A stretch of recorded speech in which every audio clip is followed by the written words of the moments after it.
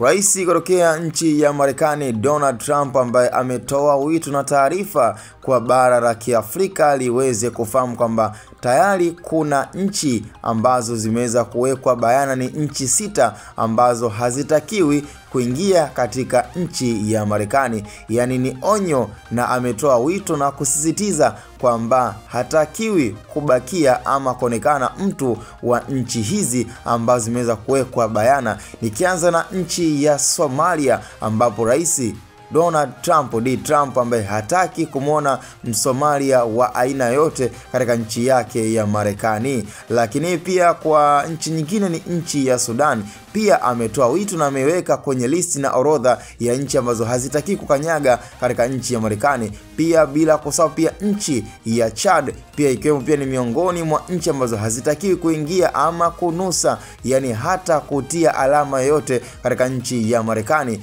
Bila kusahau pia nchi ya Eritrea pia imeingia kwenye orodha ya zile nchi ambazo hazitakiwi kunusa hata pua katika nchi ya Marekani. Yani haijalishi ni kufanya biashara ama kuingia kufanya utalii katika nchi ya Marekani, lakini bwana Donald Trump ni kwamba hataki nchi hizi ziwepo. Na pia nchi ya Libya ambayo nafikiri pia ni nchi maarufu sana katika bara la Afrika, pia imepigwa marufuku mwanzo mwisho.